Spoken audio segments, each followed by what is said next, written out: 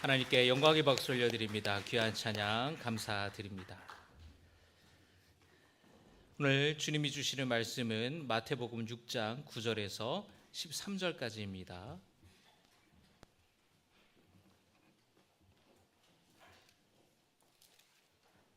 마태복음 6장 9절에서부터 13절까지의 말씀 함께 나누도록 하겠습니다.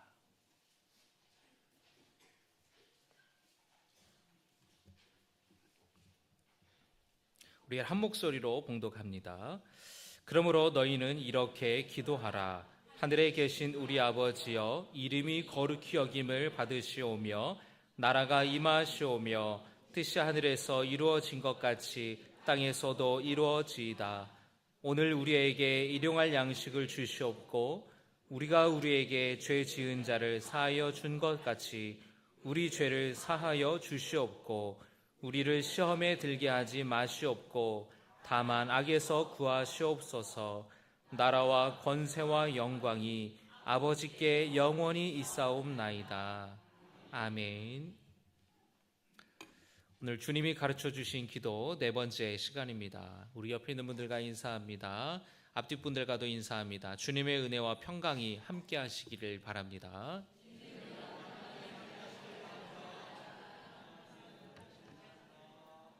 연휴 잘 보내셨습니까?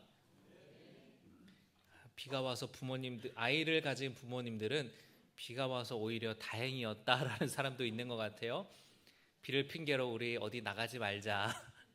엄마 아빠 너무 힘드니까 놀이동산 같은 데 안 가도 되니까. 예수님께서는 기도에 대해서 가르쳐 주시면서 하나님을 향한 기도를 먼저 기도해야 된다. 우선순위가 하나님을 위한 기도여야 된다라고 말씀하셨습니다.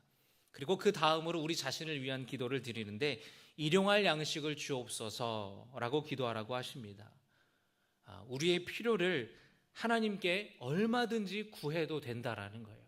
구할 수 있다라는 것입니다. 하나님은 우리를 아끼시고 돌보시는 분이십니다.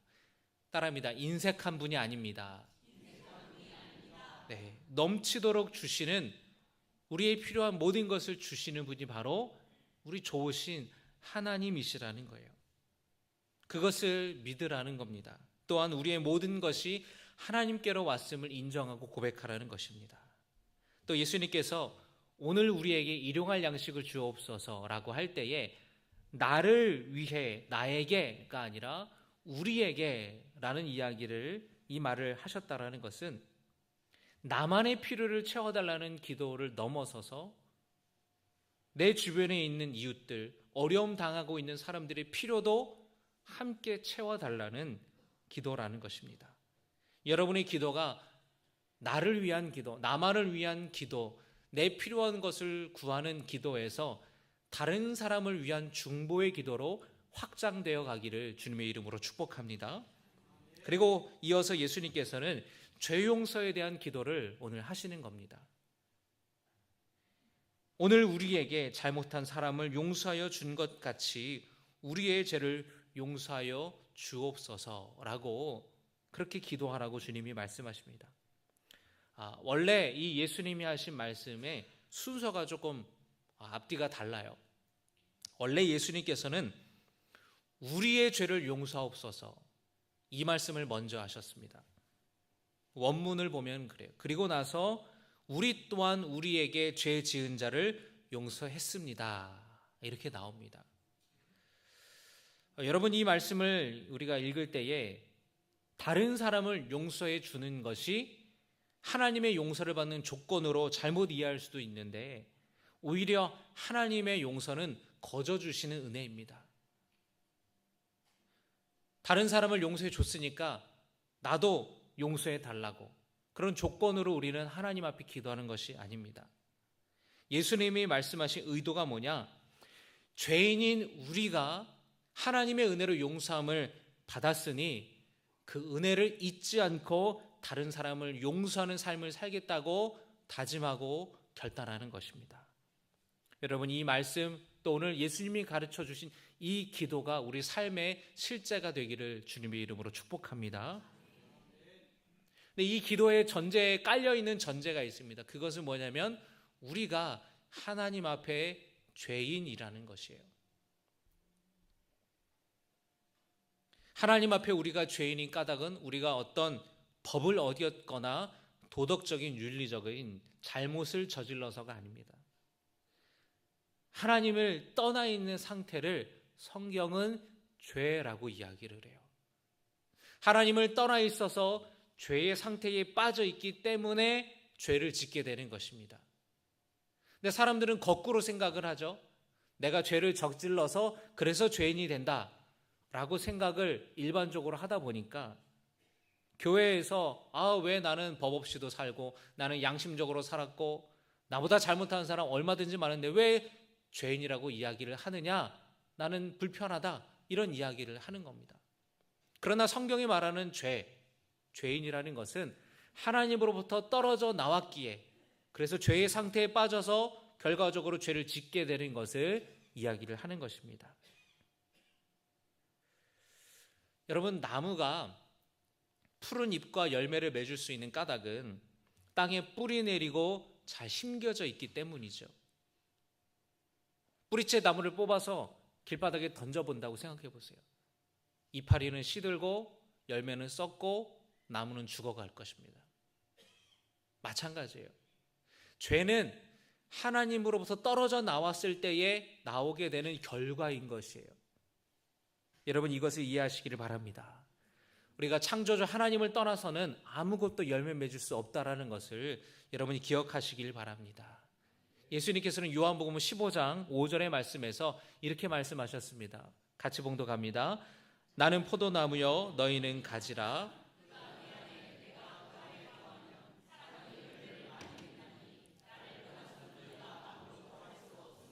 아멘.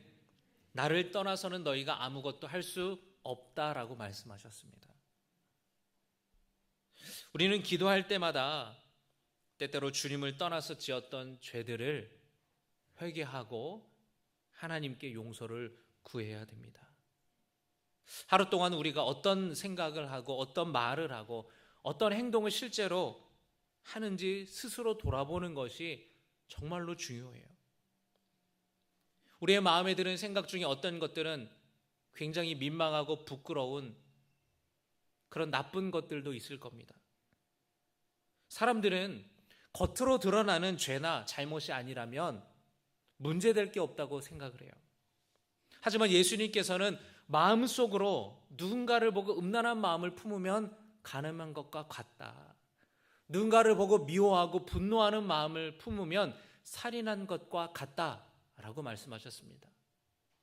실제로 행하지 않았지만 마음속에 품는 죄에 대해서 예수님께서는 우리가 그런 죄에 대한 민감성, 예민함을 가져야 된다고 말씀하시는 거예요.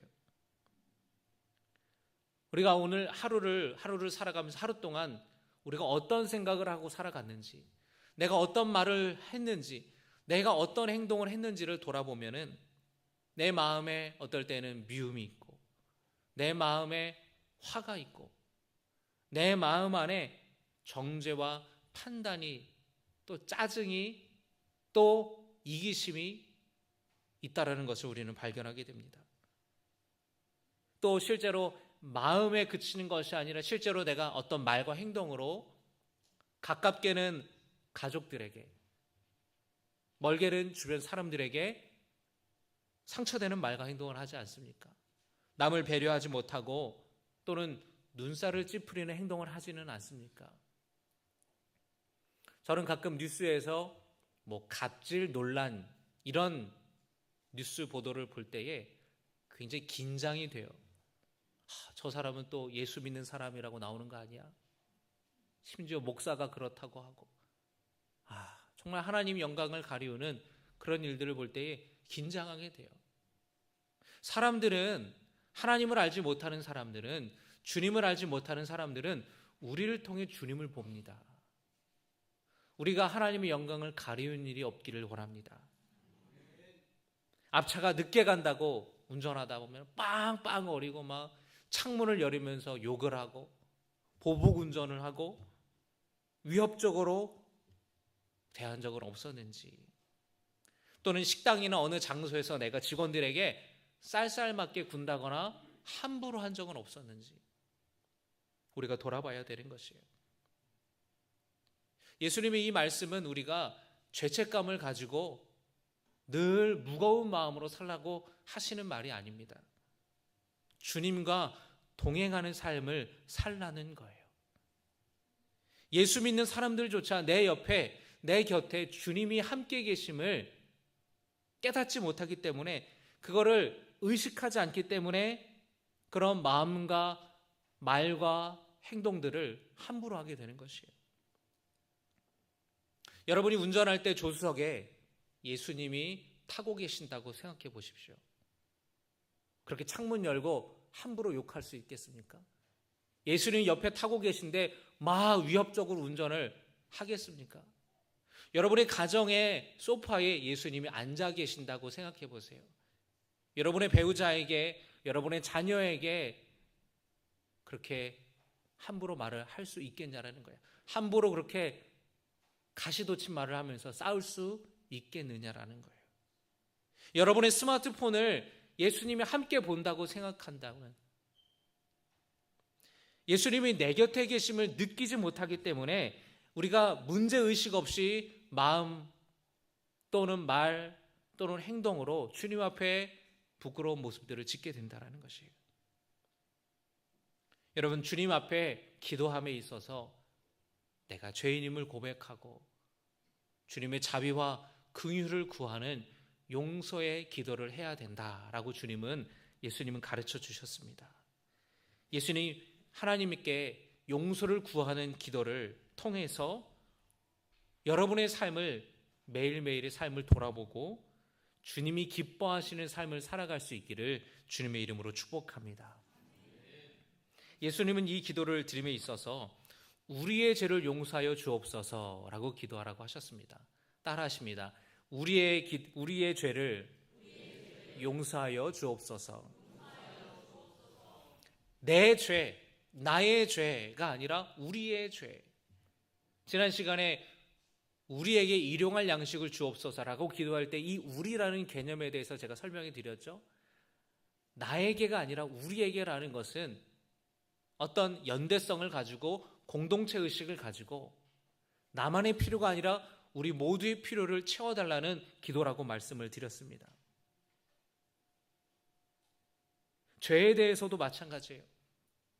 어떤 흉악한 사건 사고를 볼 때 우리는 그 일이 나와 관계없는 먼 일로 생각합니다. 강 건너 불구경하듯이 보는데, 우리라는 연대의식을 가지고 공동체 의식을 가지고 우리가 살아간다면 그 사건이 얼마든지 내 삶 속에도 일어날 수 있고, 그냥 남의 일로만 그치는 것이 아니라 우리의 일로 생각해서 함께 아파하고 함께 눈물을 흘릴 수가 있는 것이에요. 우리 성도들은 그런 마음, 그런 긍휼한 마음이 있어야 됩니다. 몇 달 전에 작년에 이태원 참사가 일어나고 나서 그 다음 주에 제가 그 지역을 이제 운전해서 지나갈 때가 있었어요. 내비게이션이 안내를 해줘서 그 지역으로 가는데 많은 사람들이 추모하러 왔더라고요. 참 그 모습을 보면서 그렇구나. 아직 우리나라 사람들 마음에는 우리라는 그런 마음이 있는 것 같구나. 그 젊은이들을 향해서 놀러 가고 그냥 지들끼리 사고 난 걸 뭘 그렇게 안타까워해? 이런 비판적인 눈으로 바라보지 아니하고 내 자식이, 내 손주가 당한 것처럼 같이 마음 아파하고 함께 아파하는 그 마음이 여전히 우리나라 사람들에게는 있구나. 여러분, 우리 성도들에게 그런 마음이 있어야 될 줄로 믿습니다. 비록 내가 알지 못하는 사람들의 이야기일지라도 우리가 함께하는, 우리 사회의 문제고 우리나라의 문제입니다. 연대 책임이라는 말이 있어요. 들어보셨죠? 좀 부정적인 뉘앙스가 있는데 이 말은 당사자뿐만 아니라 같은 집단 안에 있는 다른 사람들까지도 함께 책임을 지는 것을 의미합니다. 우리에게 이런 연대성이 있어야 될 것 같아요. 그리고 그것은 우리 나라를 넘어서서 온 인류로 넘어가야 될 것입니다. 미세먼지가 심한 것이 중국의 문제로만 생각하고 그 상대 나라를 비판할 것이 아니라 사실은 우리나라에서도 얼마나 많은 공장의 매연과 자동차들의 매연과 또 우리가 쓰는 전기나 에너지들을 얼마나 많이 우리는 많이 씁니까? 탄소 절감 운동을 하지 않습니까? 그런 것들을 우리는 생각하는 거예요.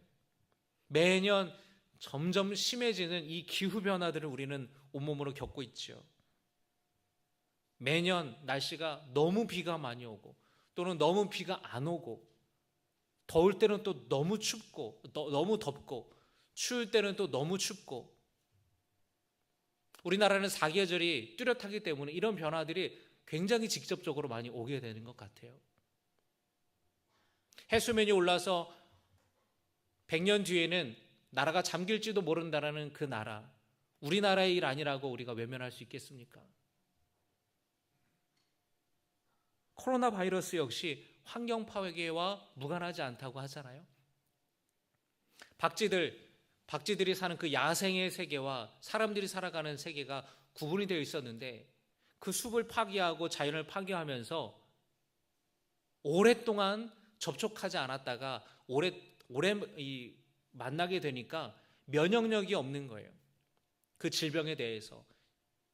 그러니까 이런 코로나 바이러스가 퍼졌다라고 이야기를 합니다. 예수님이 이 기도에 대해서 가르쳐 주실 때에 나의 개인의 죄에 대한 용서를 구할 뿐만 아니라 우리가 연대성을 가지고 우리라는 개념으로 책임의식을 가지고 기도해야 된다라는 것이에요.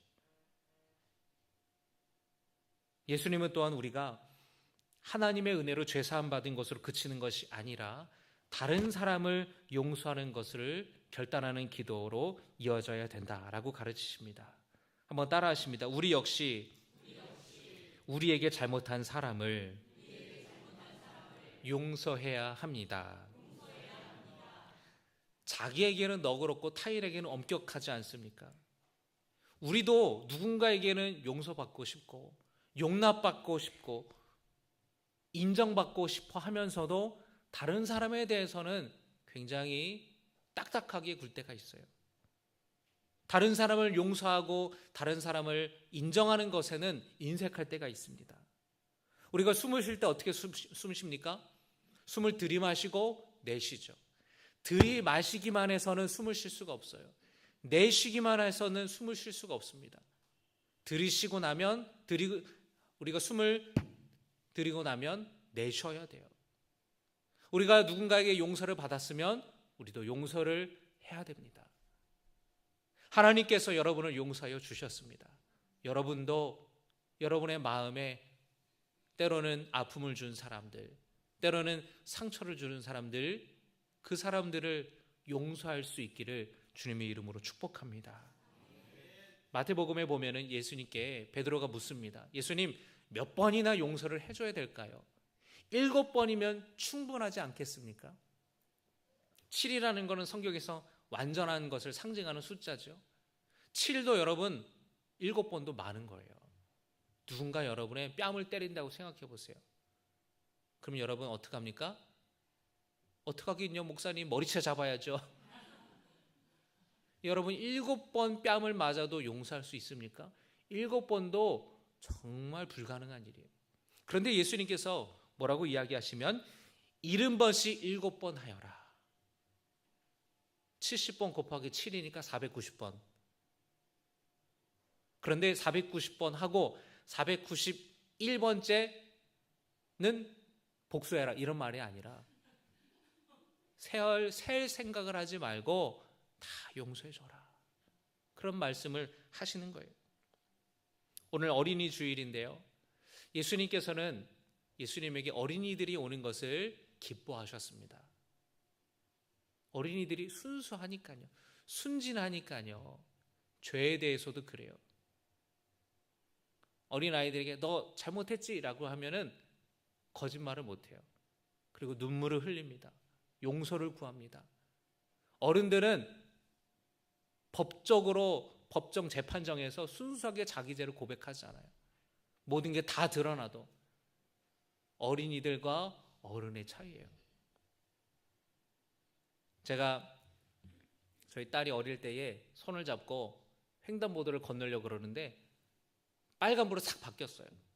주변에 보니까 차가 없어서 제가 막 건너가려고 그러는데 저를 막 잡아 끄는 거야. 안 돼, 안 돼. 아빠 안 돼, 안 돼. 왜 차도 없는데 빨리 가자. 안 된다는 거야. 안 된다는 거야. 빨간불이 아니라서, 파란불이 아니라서 건너면 안 된다라는 거예요. 건너면 큰일 날 것처럼 이야기를 하는 거예요. 아, 이게 차이가 있구나. 어린아이들은 작은 잘못에도 큰일 날 것처럼 반응하는데 어른들은 큰일 날 일도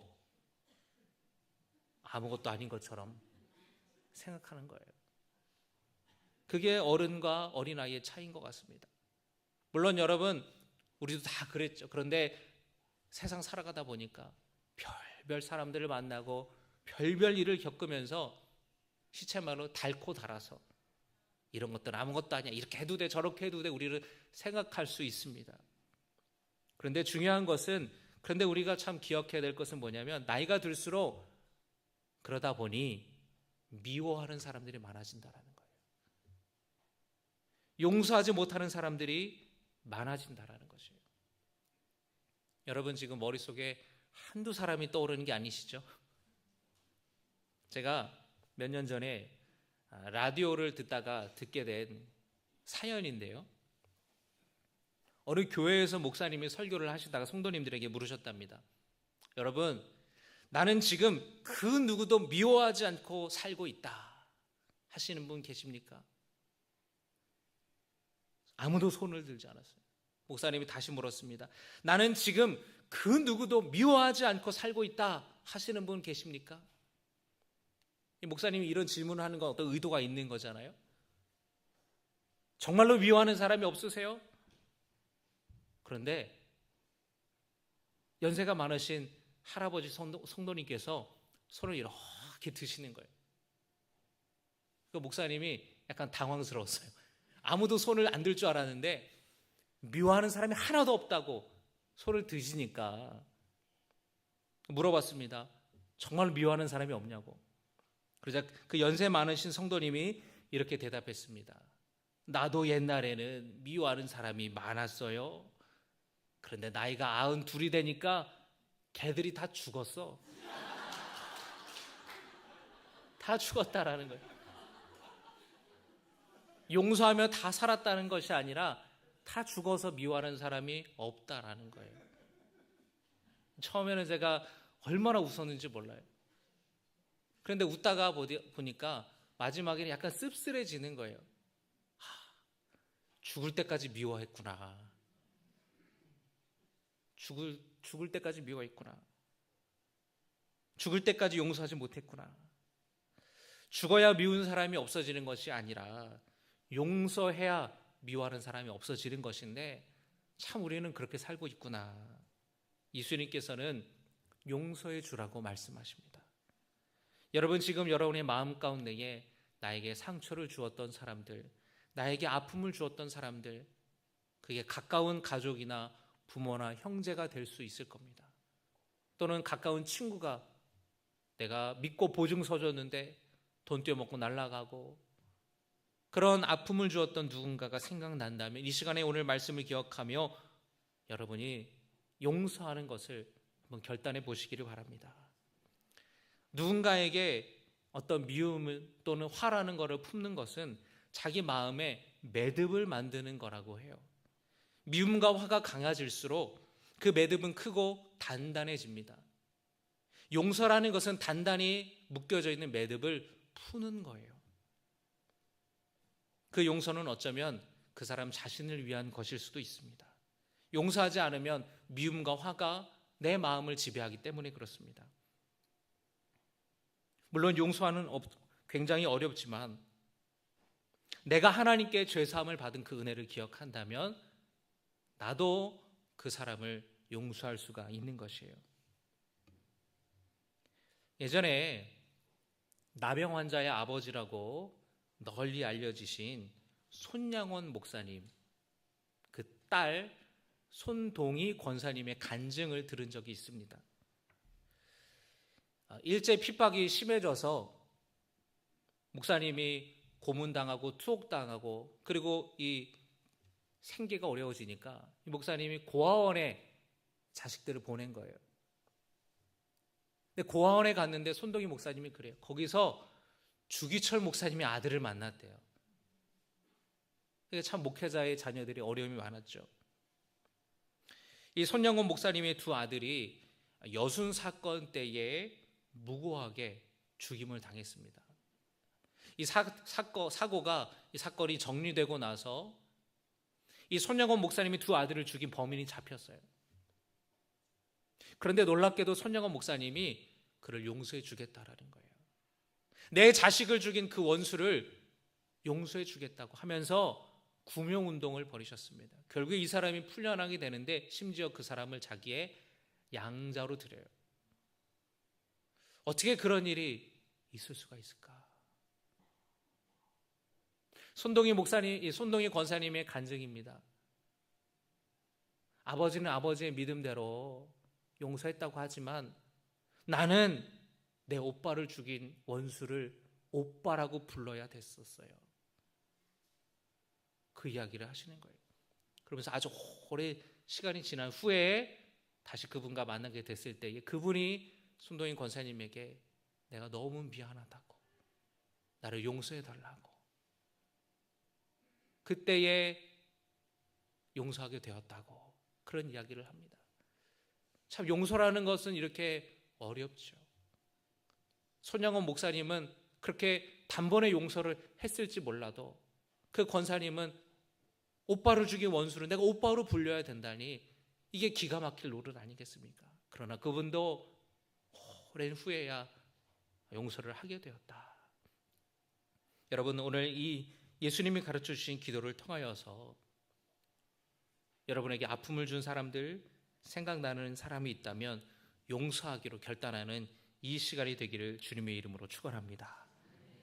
이 시간에 우리 함께 주님이 가르쳐 주신 기도, 우리 찬양 함께 하겠습니다.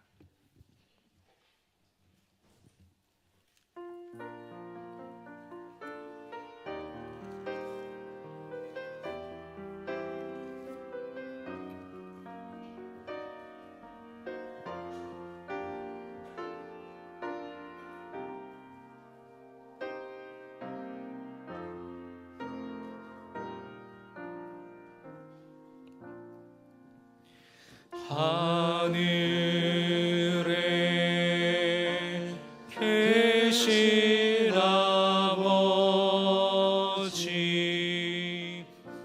이름 거룩하사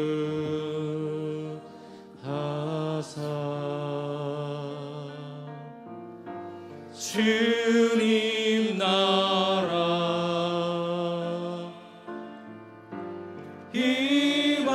임하시고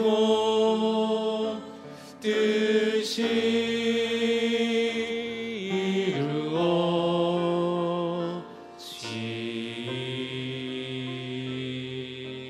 이루어지이다.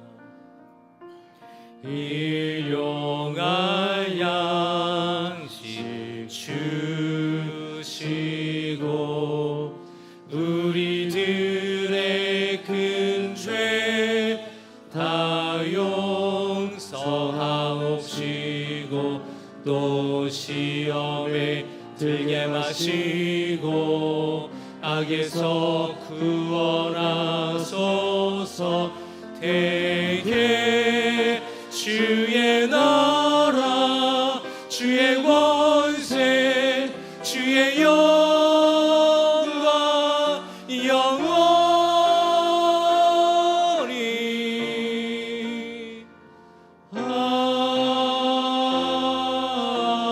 아멘. 기도합니다. 참 좋으신 아버지 하나님, 오늘 예수님께서 가르쳐 주신 기도를 기억하며 우리의 모든 죄를 주님이 용서하여 주신 그 은혜를 기억하며 주님, 우리에게 상처를 주고 아픔을 준 사람을 용서하기를 원합니다. 우리는 죄인입니다. 우리의 죄를 주님이 용납하여 주셨듯이, 용서하여 주셨듯이 다른 사람을 용서할 수 있는 믿음의 성도 되게 하여 주시옵소서. 매일마다 기도하며 우리의 삶을 돌아보고 성찰하며 주님이 내 곁에 계심을 늘 인식하며 살아가며 동행하는 성도 되게 하여 주시옵소서. 예수님의 이름으로 축복하며 기도드리옵나이다. 아멘. 오늘 이 시간에 어린이 주일을 맞아서 특별한 시간을 갖기를